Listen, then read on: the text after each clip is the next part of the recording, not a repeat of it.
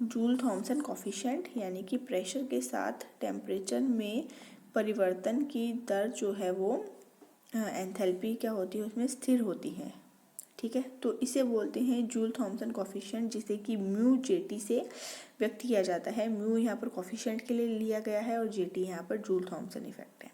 तो ये एक आइसो एंथैल्पिक इफेक्ट है, इसलिए mu JT equal to del T upon del P, और ब्रैकेट के बाहर नीचे बॉटम में लिखा गया है राइट साइड में एच।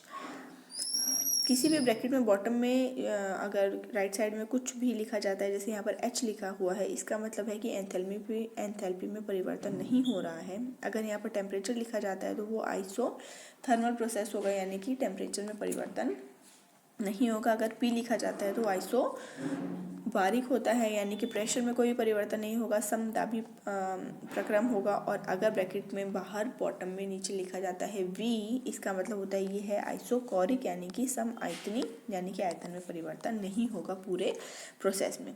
तो इसमें डेल्टा एच लिखा हुआ है ब्रैकेट के बाहर, इसका मतलब ये है एक आइसो एंथैल्पिक प्रक्रम है, जो कि अपन ने अभी यहाँ पीछे सिद्ध किया था कि आइसो एंथैल्पिक किस तरीके से, क्योंकि प्रारंभिक स्थिति की एंथैल्पी और द्वितीय स्थिति की एंथैल्पी दोनों समान है, बराबर है, इसलिए डेल्टा एच जो है 0 हो गया है, इसलिए ये एक आइसो एंथैल्पिक प्रक्रम है।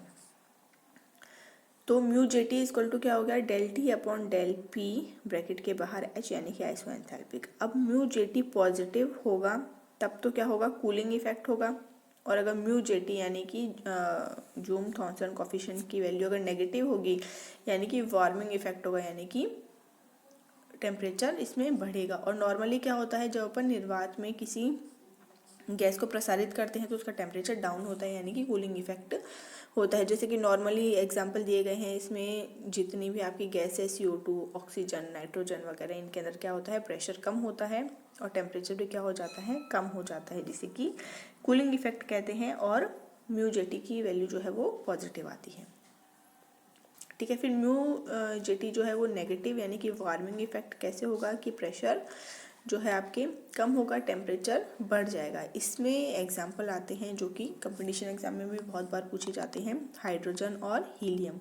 तो हाइड्रोजन और हीलियम जो है वो जूल थॉमसन एक्सपेरिमेंट के अपवाद हैं, यानी कि इनमें कूलिंग इफेक्ट नहीं होता, टेम्परेचर कम नहीं होता, निर्वात में प्रसारित करने पर टेम्परेचर इनमें बढ़ जाता है, यानी कि म्यू जेटी की वैल्यू जो है वो नेगेटिव आती है। एक तरीके से ये वार्मिंग इफेक्ट होता है। और अगर म्यू जेटी की वैल्यू आती है 0, यानी कि इन्वर्जन, वो होता है आपके इन्वर्जन टेम्परेचर, यानी कि प्रत्येक गैस हेतु एक निश्चित ताप होता है जिसके नीचे वह प्रसारित होने पर शीतलन दर्शाती है। तो ये हो गया TI, ये होता है इन्वर्जन टेम्परेचर। I यहाँ पर इन्वर्जन के लिए है, जिसकी वैल्यू होती है 2A/RB। R है यहाँ पर गैस स्थिरांक और AB क्या है, यहाँ पर एक तरीके से कोफिशिएंट्स है। ठीक है, और इसका उपयोग किस में किया जाता है, गैस के द्रवीकरण में किया जाता है। तो ये है आपके जूल थॉमसन एक्सपेरिमेंट और जूल थॉमसन कॉफिशिएंट, जो कि पॉजिटिव, नेगेटिव और 0 भी हो सकता है। पॉजिटिव नॉर्मल गैसों के लिए जैसे कि CO2, ऑक्सीजन और नाइट्रोजन, और नेगेटिव जो है वो आपके हाइड्रोजन और हीलियम के लिए। नेक्स्ट है आदर्श गैस के प्रसार हेतु वर्क, एनर्जी, आंतरिक ऊर्जा और एंथैल्पी की गणना करना। ठीक है, तो आज अपन ने पढ़ा जूल थॉमसन एक्सपेरिमेंट और इसका कोफिशिएंट। नेक्स्ट अपन आगे क्या पढ़ेंगे, आगे क्लासेस में अपन पढ़ेंगे ये किस तरीके से आदर्श गैस के प्रसार हेतु कार्य, ऊर्जा, आंतरिक ऊर्जा और एंथैल्पी की गणना की जाती है। Thank you.